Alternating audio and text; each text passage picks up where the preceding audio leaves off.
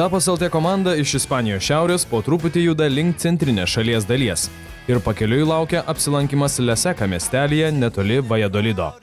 Miestelio pavadinimas, išverstas į lietuvių kalbą, aiškiai sako, kad tai sausa vieta.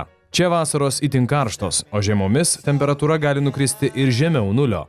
Tokios unikalios šio regiono klimato sąlygos lemia tai, kad Leseka apylinkėse, kaip ir visame Ruedos regione, puikiai auga verdecho vynuogės, iš kurių spaudžiamas puikus baltas vynas. O viena garsiausių šio krašto vyninių – Belo Andrade y Lurton. Lygiai prieš 20 metų Ispanijoje apsigyvenęs prancūzas Didier Belo Andrade, šio jaunuolio tėvas, nusprendė, kad čia jis įkurs savo vyno daryklą, o baltą vyną brandins ąžuolo statinėse, kas tuo metu daugeliui aplinkinių kėlė nuostabą. Kiekviena beveik statinė turi vis skirtingą dangtį, tai yra naudojama įvairiem metam, 2012 gali būti, 2011, skirtingas dangtis, vėlgi duoda kažkokį tai naują poskonį, tai gali būti akacija, gali būti kaštonas, gali būti ąžuolas tas pats. Su kiekvienu vynuogių derliu Belo Andrade y Lurton vynų pasaulyje garsėjo vis labiau, o Leseka miestelyje ėmė kurtis dar daugiau vyninių. Ir šiandien, važinėjant po apylinkės, gali atrodyti, kad vietiniai gyventojai daugiau nieko kito nedaro, tik gamina vyną. Tačiau jie tą daro tikrai gerai. Taigi čia turim Belo Andrade y Lurton vyną, šeimyninės vyninės sukurto produktą.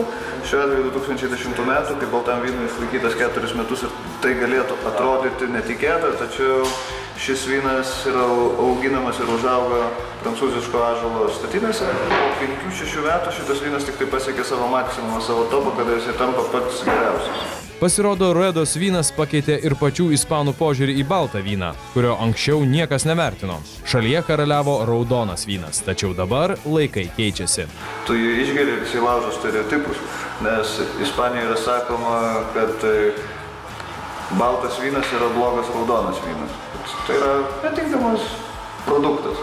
Tačiau ši vyninė, kuri dirba nuo 1994 metų, laužo stereotipus, laikydamasi savo greftos tradicijos ir savo greftos linijos, tiesiog fantastiškai kūrė vyną. Nėra ką daugiau pridurti, tai reikia jų mėgautis.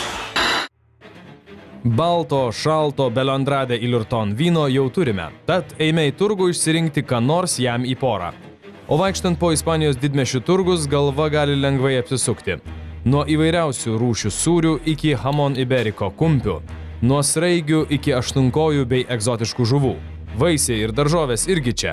Trumpai tariant, ispanas, norėdamas iškelti namuose tikrą puotą, pirmiausiai eina į miesto turgų, o ne į prekybos centrą. O tapas LT šefas Vytautas panašu, kad rado, ko ieškojo. Šitos krevetės atrodo tiesiog puikiai ir mes pabandysime kažką iš jų pagaminti ir jums parodyti. Vytautui, kaip ir kiekvienam šefui, svarbiausia produktų šviežumas. Todėl jis patarė, kaip atpažinti šviežią krevetę nuo šaldytos. Štai šviežių krevečių ūsai nenulūžinėja ir lankstus. Tuo tarpu dauguma šaldytų ir vėliau atšildytų krevečių ūsų jau nebeturės. Jie bus nulūžę. Ir šį kartą krevetes gaminsime kiek neįprastame duete su ispanišku kumpiu hamon serrano. Juo apvyniojame ką tik iš turgaus atkeliavusias krevetes. Perveriame visą tai iešmeliais ir dedame ant įkaitusio grilio. Karts nuo karto apverčiame, kad gražiai apkeptų abi pusės.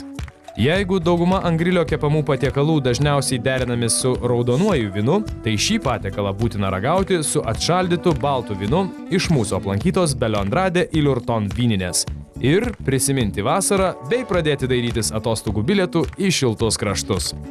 Daugiau naujienų apie mūsų keliones, renginius ir degustacijas ieškokite adresu tapas.lt, o nauji vaizdo dienoraščiai iš Ispanijos El Rytas TV portale.